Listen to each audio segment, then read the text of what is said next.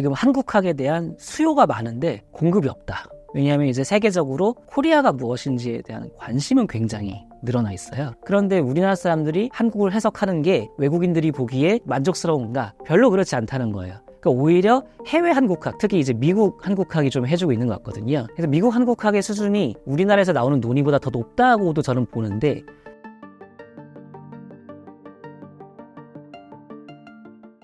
현대 한국 사회를 상식이 독재하는 나라라고 분석하셨습니다. 어떤 이야기인지 설명해 주세요. 네, 상식의 독재라는 제목은 좀 아이러니가 있죠. 왜냐하면은 상식이라는 것이 실제로 우리 사회의 모든 구성원들이 동의하는 그런 상식이라면, 그리고 그렇게 해서 상식이 규율하는 사회라면 그건 독재라고 볼 수는 없겠죠. 왜냐하면 여러 사람들이 합의를 한 것이기 때문에. 그런데 이제 한국이 원래 상식이 규율하는 사회라는 기본적인 맥락은 있는데, 최근에는 그 상식의 내용들이 서로 간에 합의할 수 있는, 동의할 수 있는 것들이 많이 줄어들면서, 많이 당파화되면서 서로 간에 이제 그 상식의 독재, 우리 편 상식의 독재를 위해서 서로 간에 투쟁하는 그런 사회가 됐다라는 그런 문제의식이 있었던 제목이 상식의 독재이고요. 이 부분은 그 자세한 부분은 뭐 책을 보셔야 하겠습니다만, 그 전에 이제 한국이 상식이 규율하는 나라라는 게 어떤 의미인지를 좀 살펴보자면, 우리나라 사람들은 진리가 무엇인가라고 생각하는 관점에서 복잡한 것이 아니라고 생각한다는 거예요. 진리는 복잡한 것이 아니다. 단순하다. 소박하다. 뻔하게 정해져 있다. 왜냐하면 이런 말 있잖아요. 혓바닥이 왜 그렇게 기냐? 말이 긴 사람은 진실을 말하고 있는 게 아니라 뭔가 쫄려서 뭔가를 속이려고 이렇게 야바이를 치고 있는 거라고 생각해요. 설명이 길면 불신합니다. 그러니까 저처럼 철학을 공부한 사람들한테는 매우 힘든 환경이에요. 논의를 복잡하게 하면은 그렇게까지 할 필요가 있냐? 상식적으로 하라. 이렇게 요구를 하는 거죠. 그래서 이제 그 대부분의 사람들이 동의한 어떤 소박한 수준의 진실이 있고, 그 진실을 가지고 이제 그 서로 논의하면 문제가 없다라고 생각하는 것이 그 상식이 규율하는 사회라는 점이고, 그래서 우리나라에서는 퀴즈 대회, 퀴즈란 것도 사실 상식 수준인 거잖아요. 퀴즈 대회가 권위를 가지지, 공부를 막 어렵게 하고 오래 한 사람들의 전문적인 논의가 별로 권위를 가지지 못해요. 그런 부분들이 굉장히 공부를 한 사람들이 좀 힘들게 하는 그런 부분도 있습니다.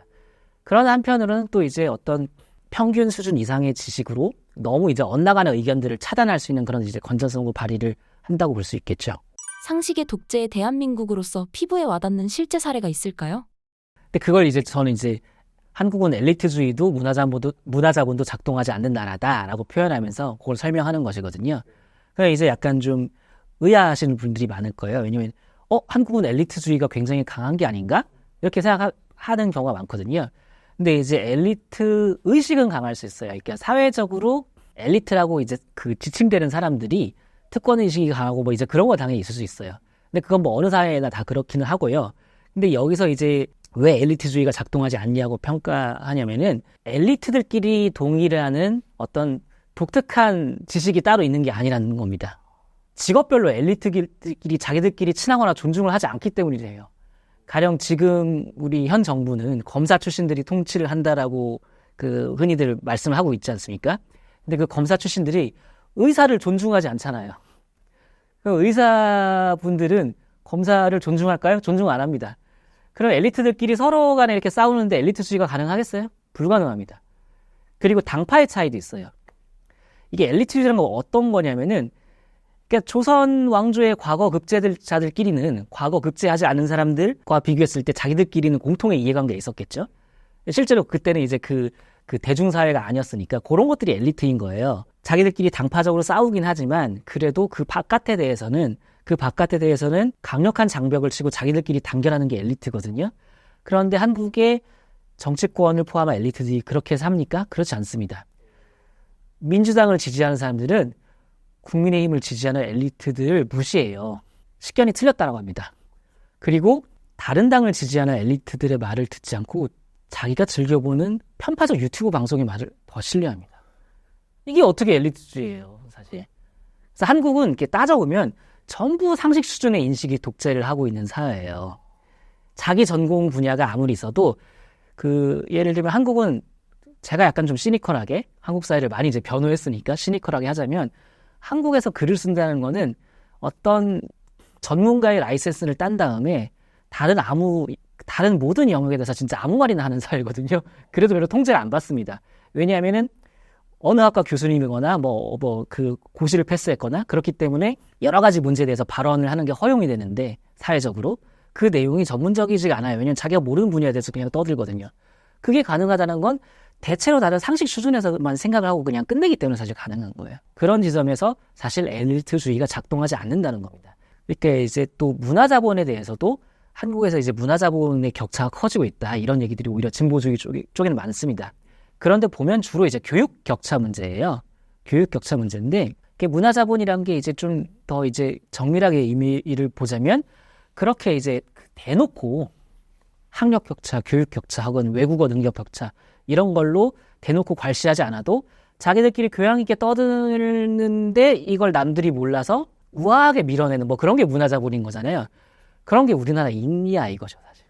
그러니까 뭐냐면은 그 문화자본이 있는 부자들도 있을 거예요. 실제로 있죠. 근데 그런 사람들만 있는 게 아니라 문화자본이 없는 돈 많은 사람들도 얼마든지 있기 때문에 여러분이 가령 당장 로또를 맞았다고 칩시다. 로또를 맞았는데 돈이 많은 사람들이 있는 술자리에 가가지고 뭐 그렇게 쫄릴 게 있을까요? 전 별로 없을 거라고 생각하거든요. 한국 사회 대부분의 사람들이. 나도 영화도 봤고 음악도 들었고 근데 거기서 막 엄청나게 뭐 교양 있는 뭐 어떤 영역이 따로 없어요. 뭐 영화를 좋아하면 또 뭐 영화를 좋아하는 사람들끼리 이제 교양의 어떤 위계의 질서는 생기지만 그건 각 영역이고 이제 거기서 이제 오타쿠가 뭐 최고의 정점에 올라서는 뭐 그런 것들이지 이게 그 유럽 사회에 존재하는 예전엔 귀족이었고 지금은 귀족 계층의 후예인 그 후손들만이 공유하는 어떤 특정한 코드 이런 것이 별로 없어요. 별로 없으니까 사기를 치기도 쉽죠. 학벌 사기도 많이 나가지 않습니까? 그 학벌 엘리트란 사람들은 자기들끼리 가지고 있는 그런 그 머리 좋은 사람들의 코드가 있다고 생각하지만 그 코드가 있다고 생각하기엔 사기꾼들한테 자주 속잖아요. 그 학교 출신이어도 그냥 잘 속잖아요. 그런 거 자체가 사실 별로 없다는 거예요. 그러니까 이제 그게 별로 없는 사회니까 혈연, 지연, 학연 맞춰보면서 이제 고향은 속이기도 하고 영화 타짜에서 나오는 고니야 너 나한테 왜 이렇게 잘해주냐 고향이 남원이라며 부산이야 사실은 그러니까 이제 뭐가 없으니까 자꾸 그런 것들을 맞춰가면서 이제 자기 편을 만들어가는 그런 사회라고 볼 수 있는 거거든요. 그래서 이렇게 엘리트주의도 문화자본도 작동하지 않는 이런 거 사실 되게 특이한 선진국이라고 보는 것이죠. 왜냐하면은 미국은 문화자본이 없는 나라예요. 유럽에 비하면 우리나라랑 비슷하게. 근데 물론 이제 미국이나 중국 같은 나라는 워낙에 커서 뭐 이렇게 얘기하면은 뭐 서부는 있고 동부는 없다 약간 이런 식으로 세부적으로 해설하기도 하거든요. 동부는 있고 서부는 없다였나? 제가 거기까지는 잘 모르겠습니다만 그런 식으로 해설하기도 하는데 그러니까 유럽 같은 그 나라에 비해서는 미국은 문화자본이 작동을 안 하는 사회다라고 하거든요. 하지만 미국은 분명하게 또 엘리트주의는 확실히 작동을 하는 그런 사회죠. 그리고 그 엘리트들은 뭐 민주당 지지하든 공화당 지지하든 그걸 넘어선 어떤 공통의 어떤 그 문화가 있고 자기들끼리 이제 상대방을 결정적으로 파멸에 몰아넣을 정도로 싸우진 않고 이런 것들이 존재한단 말이죠. 근데 그런 두 가지가 다 없는 되게 특이한 사회고 그러면서 선진국이 된 나라이기 때문에 가지는 특수성이 있는데 그것이 이제 말하자면 그걸 줄여서 말하면 저는 이제 상식 규율 사회 혹은 상식의 독재 사회라고 이제 표현할 수 있다라고 이제 보는 것입니다. 누군가는 중국과 일본 모두 우습게 여기는 이들은 한국인밖에 없다 라고 말합니다. 한국인들은 왜 이런 걸까요? 오히려 강대국 사람들을 놈이라고 불러야 된다는 그런 인식이 있죠. 옛날엔 미국 놈, 소련 놈, 일본 놈이라 했습니다. 근데 소련이 사라지면서 러시아 놈이라 해도 되는 건지 아니면 러시아 분이라고 해야 되는 건지 좀 애매해졌어요. 언어 체계에서. 그런 부분이 있거든요. 오히려 이제 강한 상대에게 더 개겨야 된다는 약한 상대에게는 좀 더 잘해줘야 된다는 그런 인식도 있습니다.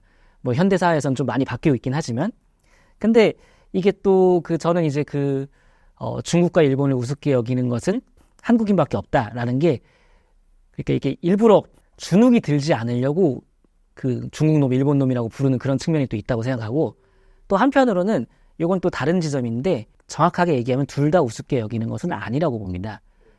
그러니까 뭐냐면은 일본 중심 혹은 미국 일본 중심의 천하관을 가진 사람은 중국을 쉽게 우습게 볼 수 있는 거고 이거 왜냐면 뒷배가 있다고 생각하는 거예요. 한국이 중국보다 강력하기 때문이 아니라 미국 일본의 시선에서 중국을 바라보기 때문에 우습게 여길 수 있는 거예요. 그리고 전근대의 일본을 우습게 여기는 거는 중화가 있고 우리는 소중하고 저기는 이제 미개한 나라라고 본 거 아니에요. 그러니까 중화라는 뒷배를 가지고 있기 때문에 일본을 우습게 본 거죠. 근데 이 부분은 뭐냐면 우리나라 사람들은 한반도를 천하라고 지칭하지 않습니다. 중국인에겐 당연히 중국이 천하고요. 일본인도 일본을 천하라고 지칭하거든요. 그 베가본드 같은 일본 만화들 보면 그런 이식 체계가 나와요. 그런데 그 육룡이 나르샤를 보면 뭐라고 하죠? 사만제일검, 조선제일검이라 하죠. 천하제일검이 아닌 거예요. 천하제일검이 되려면 중국인들과도 싸워서 이겨야 되는데 그건 아직 모르는 거예요.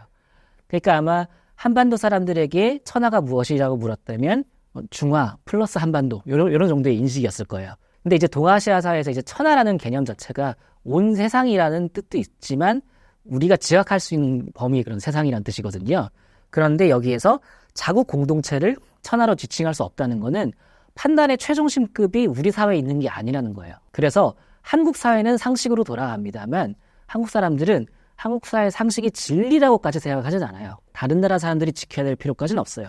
다만 우리나라 사람들은 우리나라 상식을 움직여야 된다는 건데 하지만 좀 더 고급한 어떤 철학이라든지 사상이라든지 민주주의라든지 그럼 전근대로 치면 유학이라든지 이런 것도 따로 있다고 생각하는 거예요. 그래서 이제 어떤 지점이 있냐면은 이게 굉장히 주체적이지 못한 태도라고 생각할 수 있고 그런 것도 사실입니다. 하지만 또 한국 사회에 어떠한 부조리가 있을 때 빠르게 변혁할 수 있는 그런 동력은 돼요. 왜냐하면 글로벌 스탠다드, OECD 평균 기준 이런 의미가 있는 것 같기도 하고 없는 것 같기도 하는 그런 것들을 우리는 굉장히 따진다는 거죠. 예를 들어 최근에 한강 작가님께서 이제 노벨 문학상을 타셨는데 폄하하려고 뭐 열심히 노력하는 무리들이 있지 않습니까? 성공하지 못할 겁니다. 왜냐하면 이게 중국이나 일본 같은 사회에서라면 그게 성공할 수도 있어요. 외국에 전 세계적으로 아무리 큰 권위가 있는 상을 탔다 하더라도 자국 내 공동체에서 인정을 받지 못하면 인정을 받지 못하는 걸로 끝나게 되는 그런 것들이 중국이나 일본 같은 사회에선 가능합니다. 하지만 한국에선 가능하지 않습니다. 왜냐하면 외국의 판단에 최종심급이 있거든요. 그리고 그동안 이제 노벨상에 대해서 우리가 해왔던 말들이 있기 때문에 그게 불가능한 것이고 예전에 봉준호 감독의 기생충이 이제 수상을 할 때도 비슷한 상황이 있었는데 황금 종려상을 받을 때까지는 이제 보수 우파 진영에서 저항을 했어요. 좌파 영화다. 황금 종려상을 받았지만 인정할 수 없다. 그러다가 아카데미상 사관왕을 수상하니까 갑자기 국민의힘 의원 한 명이 대구에 봉준호 거리를 만들어야 된다고 합니다. 봉준호 감독님 고향이 대구이긴 하거든요. 그러니까 이제 이런 식으로 한강 작가님 같은 경우에는 봉준호 감독님 때보다는 조금 더 저항을 좀 길게 하고 있긴 한데 저는 이게 어차피 오래 갈 수 있는 일은 아니라는 거죠. 사실 그게 되겠냐라는 것이죠. 왜냐하면 한국인들의 판단의 최종 신급이 그 한국 사회의 기준에 있는 게 아니라 전 세계적인 기준에 맞춰져 있기 때문에 그것은 안 된다. 이걸 제가 어떻게 비유를 하냐면은 신라 시대에 이제 최치원 같은 사람들이 당나라 빈공과에 합격을 했죠. 그러니까 당나라 과거에 합격을 한 겁니다. 근데 그때 신라는 과거가 없었어요. 과거 시험이 없었죠. 그러니까 그런 일은 생길 수가 없지만 만약에 최치원이 신라의 과거가 있었다 치고 신라 과거에는 떨어졌는데 당나라 빈공과에 합격했다고 쳐요. 그러면 일본 같은 사회는 인정 안 해주거든요. 당나라에서 합격했지만 너 우리나라에서 합격 못했기 때문에 너는 인정할 수 없어. 이런 평을 들을 거예요. 하지만 신라에선 난리가 나겠죠. 우리나라 과거 시험이 잘못되었다. 이걸 어떻게 고쳐야 될 것인가. 만약 신라 사람들 심성이 지금 대한민국 사람들과 비슷했다면 그랬을 거라고 이제 저는 보는 겁니다. 그런 여러 가지 사례도 있어요. 봉준호 감독이 아니라 이제 그 일본의 그 고레야다 히로카즈 감독님은 조금 더 그 봉준호 감독님 같은 고평가를 받지 못하셨죠. 자국 사회에서. 왜냐하면 자국 사회의 어떤 부조리 어두운 면을 드러낸다는 평가를 받으니까 어떤 그 성취를 그렇게 크게 인정을 안 해주는 이게 봉준호 감독님이나 한강 작가님이 지금 겪고 있는 거랑 비슷한 그런 것인데 예전에 오에 겐자부로 작가님이 한 20년 전에 노벨 문학상 수상했을 때도 일본 사회에서 또 그런 어떤 압박이 좀 있었거든요. 근데 그런 압박에 비하면은 한국은 중심부 지향이 워낙 강해서 이렇게 그게 오래 가지는 못한다고 보는 것이고 평가를 훼손할 수는 없다고 보는 것이죠. 근데 이게 진짜 장단점이 사실 있는 거예요. 그렇기 때문에 우리나라는 외국 박사 학위를 가지고 와야 이제 교수가 될 수 있는데 이게 단점도 많아요. 단점도 많지만 과연 또 단점만 있느냐 하면 또 이렇게 교류가 또 많아지고 그 새로운 조류를 뭐 잘 들여오고 그 고인물이 되지 않고 갈라파고스가 되지 않고 이런 부분들이 또 분명히 있는 것이죠. 이런 차원이 있다고 생각합니다. 한국 사람으로서 어떻게 대응해야 할까요? 그러니까 저는 이렇게 요약을 하는데요. 지금 한국학에 대한 수요가 많은데 공급이 없다. 왜냐하면 이제 세계적으로 코리아가 무엇인지에 대한 관심은 굉장히 늘어나 있어요. 그런데 이제 국내의 뭐 관습하던 이제 한국학이란 말은 우리나라에는 없죠, 사실 별로. 왜냐하면 우리나라에서는 뭐 이를테면 국사학을 하거나 사회학을 하거나 정치학을 하거나 하는 것이지 한국학으로 묶이진 않거든요. 한국학이란 명칭은 이제 다른 나라에서 쓰는 거니까요. 그런데 우리나라 사람들이 한국을 해석하는 게 외국인들이 보기에 만족스러운가? 별로 그렇지 않다는 거예요. 왜냐하면은 한국이 무엇인지를 설명을 안 해주거든요. 그게 제가 이제 그 서두에서 일부에서 얘기했던 것인데 왜 빠단을 해? 배틀을 던져? 하면 아니, 그냥 하는 거지 뭐. 특별한 무슨 이유가 있어? 라는 식으로 우리나라 사람들 생각해요. 흔히 공부를 하시는 분들도. 왜냐하면은 한국은 이제 외국 담론을 가져와서 분석을 해야 될 대상이고 그런 보편성의 차원에서 분석을 해야 될 대상이라 생각하기 때문에 코리아가 왜 저런지에 대한 설명을 안 해주는 거예요. 그러니까 오히려 해외 한국학, 특히 이제 미국 한국학이 좀 해주고 있는 것 같거든요. 그래서 미국 한국학의 수준이 우리나라에서 나오는 논의보다 더 높다고도 저는 보는데 다만 이게 제가 오늘 막 열심히 여러 가지 설명드렸던 뭐 주인공이 되고 싶은 문화, 뭐 중심부 지향 문화 등등 이런 것들에 얼추 설명은 하지만 세심한 결을 따라가기는 어려운 부분이 있어요. 그런 거 국내 사람들이 좀 해줘야 되는 거거든요. 좀 엉뚱하게 해석을 하실 수 있는 것이기 때문에 그걸 교정을 해줘야 되는데 이런 것들을 저는 이제 국내 학자, 연구자 그리고 뭐 저 같은 저술가들도 좀 시도를 많이 했으면 좋겠고 그게 이제 해외에서의 수요에 부응하는 길이라고 생각하는데 아직 그런 수요가 있다라는 것을 깨닫지 못하고 있어요. 그러다가 이제 누가 그래도 자꾸 잊어먹고 갑자기 한국의 어떤 대중문화 콘텐츠가 뜨면 왜 이렇게 관심이 많지? 라고 이제 놀라는 것만 반복하고 있거든요. 근데 그런 게 아니라 앞서 얘기했던 것처럼 보편성을 견지하면서도 한국의 특수성을 설명하는 우리의 그 지식을 가지고 그리고 우리가 가지고 있는 이렇게 맥락적 이해를 가지고 설명하는 그런 담론들이 계속해서 더 필요할 거라고 생각을 하고 상식의 독재라는 책도 좀 약간 뭐 제가 그렇게 대단한 작업을 한 것까지는 아니겠지만 좀 그런 필요성을 느끼고 그 한 작업이라고 볼 수 있겠습니다. 신사임당 시청자분들을 위한 한마디 부탁드릴게요. 홍대선 작가님과 친분이 있어서 그 상식의 독재 뒤편에는 한국인의 탄생 추천을 해놨고 한국인의 탄생 뒤편에는 상식의 독재 추천을 해주셨거든요. 그 신사임당 그 채널 구독자 여러분들이 홍대선 작가님 얘기를 또 많이 잘 들어주신 걸로 알고 있는데 또 이제 저는 홍 작가님 논의랑 제 논의가 좀 상호 보완적이라고 그 생각을 하는 편입니다. 약간 홍 작가님 논의가 재미있고 대중적인 버전이면 제 얘기가 좀 약간 맥락적으로 퍼져 있고 저 무슨 얘기 하는 거지 싶긴 하지만 어떤 좀 심도 깊게 반박을 하는 것에 대해서 재반박을 할 수 있는 그런 논의라고 생각하거든요. 그래서 약간 좀 상호 보완적으로 봐주셨으면 좋겠다 이런 바람이 있습니다.